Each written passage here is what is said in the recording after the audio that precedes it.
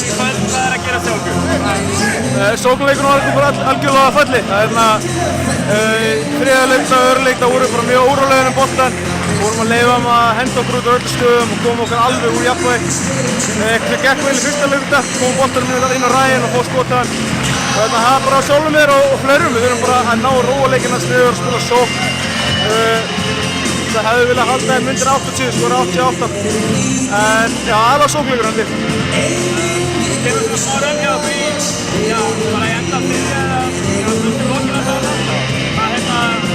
Hvað vantar það fyrir þið náðu bara að taka völdin? Ég veit ekki, við náðum ekki exekuta þarna, Sigurkarl ekki 2-3 stók kom okkur niður í, það ekki 2-3 stig.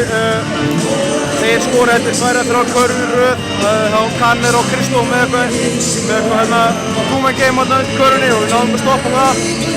Kanner skoraði alltaf mikið á okkur, mér finnst hann ekki svona góður. En ég veit, þetta er ennáttur, við höfum að róa leikina aðeins niður og lækka tempo, þeir vilja hlaupa leiknum upp, þeir vilja skjóta þrista og við höfum svona hefðið og brjálaði leiknum og við leiðum það bara of oft í leiknum, leiðum oft að gera upp sín leiknum. Við erum með hörkulið, það er ljóst.